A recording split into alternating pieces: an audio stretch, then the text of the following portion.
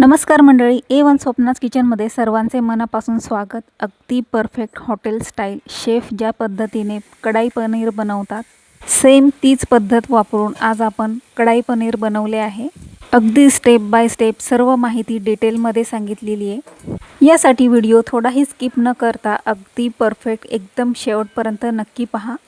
आणि रेसिपी आवडली तर आपल्या मराठमोळी A1 स्वप्नाज किचनला सबस्क्राइब करायला विसरू नका। तर इथे मी 3 मोठ्या आकाराचे कांदे घेतले आहेत। कांदे लांब शेपमध्ये कट करून घेतलेत आणि कांदा मी कढईमध्ये भाजून घेते। त्याच्यामध्ये थोडंसं तेल टाकलं होतं। आता मी त्यामध्ये ॲड केले आहेत 10 ते 12 लसणाच्या पाकळ्या आणि 2 इंच अद्रकचा तुकडा। आता या स्टेपला मी काही खडे मसाले घेतलेत, लवंग, मिरे, दालचिनी आणि हिरवी इलायची। तसंच मी घेतले आहेत 10 ते 12 बदाम, रोस्टेड चण्याची डाळ म्हणजे भाजलेल्या फुटाण्याची डाळ 2 चमचे घेतली आहे आणि 2 चमचे कच्चे शेंगदाणे घेतलेत। आता हे सर्व जिन्नस आपल्याला याच कढईमध्ये मसाल्यामध्ये टाकून थोडेसे तेल टाकून फ्राय करून घ्यायचे। कोथिंबीरच्या ज्या जाड काड्या असतात त्या मी या मसाल्यामध्ये घेणार आहे।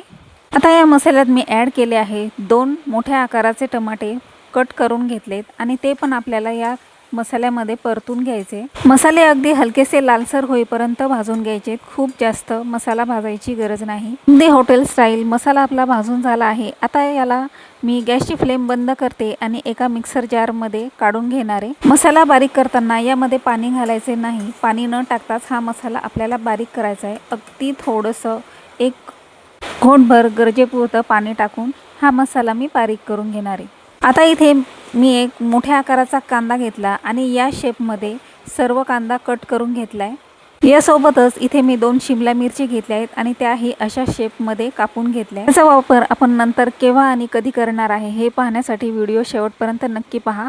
आता मी गॅसवर ठेवली आहे कढई आणि त्यामध्ये टाकून घेणार आहे थोडेसे तेल आणि 2 चमचे गाईचे तूप।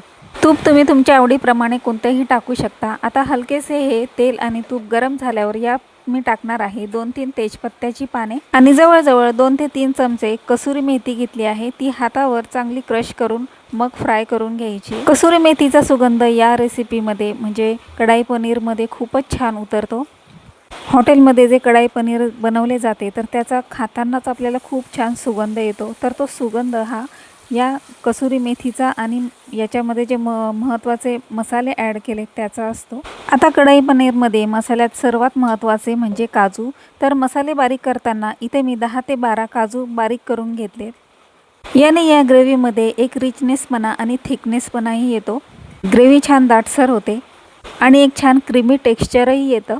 आता हे सर्व मसाले मी छान परतते आणि इतका छान सुगंध येतो या मसाल्याचा की म्हणजे वास घेऊनच तोंडाला पाणी सुटते, इतका छान हा मसाला तयार झाला आहे। आता जवळजवळ 4 ते 5 मिनटं या मसाल्याला छान तेल सुटेपर्यंत हा मी परतून घेणार आहे। आता यामध्ये आपण काही पावडर मसाले घालूया। यात मी सगळ्यात आधी टाकले आहे 4 छोटे चमचे धना पावडर। इथे मी अगदी छोटा चमचा घेतला आहे म्हणून 4 चमचे धना पावडर घेतली। जर तुमचा चमचा मीडियम आकाराचा असेल तर तुम्ही त्यानुसार घेऊ शकता। आता यामध्ये मी ॲड केली आहे 2 चमचे लाल तिखट, लाल मिरची पावडर, 1 चमचा पनीर मसाला घेतला आहे आणि हे सर्व मसाले आता छान तेल सुटेपर्यंत परतून घेऊया। कसुरी मेथीचा खूपच छान सुगंध येतोय आणि मसाल्याचा रंग तुम्ही पाहू शकता, अगदी जसा परफेक्ट हॉटेलमध्ये जसा पनीर कढाई पनीरचा जो रंग असतो तोच कलर इथे या मसाल्याला आलेला आहे। तुम्हाला आज गॅस आणि किचनचं थोडंसं बॅकग्राऊंड वेगळं वाटत असेल कारण मी माझ्या माहेरी आलेली आहे आणि या कढाई रेसिपीचे शूटिंग मी इथंच केलं आहे। आता मसाले छान फ्राय झाले होते आणि आता इथे मी अर्धा ग्लास पाणी ॲड केलं आहे। मसाल्याच्या ग्रेव्हीची कन्सिस्टन्सी जी आहे ती आपल्याला दाटसरच ठेवायची आहे, त्यानुसारच कमी जास्त प्रमाणात पाणी टाकून घ्यायचे।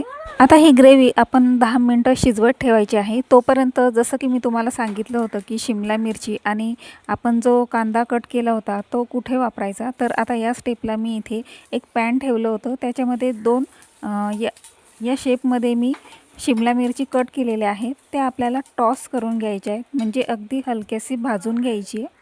आणि इथे मी 1.5 पाव पनीर घेतलेलं आहे, हे आपण कट करून घेऊया। त्याआधी पॅनमध्ये मी जो आपण कांदा कट करून घेतला आहे तो पण थोडंसं तेल टाकून टॉस करून घ्यायचं आहे, म्हणजे थोडंसं भाजून घ्यायचं आहे। आता इथे 1.5 पाव पनीर मी कट करून घेतलं आहे तुम्हाला आवडतंय त्या शेपमध्ये तुम्ही पनीर कट करू शकता आणि या ग्रेव्हीमध्ये आता मी ते मिक्स करून घेणार आहे। ही रेसिपी पहा, तुम्ही इथपर्यंत आला असाल आणि रेसिपी आवडली असेल तर पटकन चॅनलला एक लाईक करा आणि मला करायला विसरू नका। आता थोडीशी बारीक कट केलेली कोथिंबीर मी यामध्ये मिक्स करून घेतली आहे आणि अर्धी वाटी इथे मी फ्रेश क्रीम घेतलं आहे आणि आपण जे कांदा आणि शिमला मिरची टॉस करून भाजून घेतलं आहे ते यामध्ये मिक्स करून घ्यायचं आहे।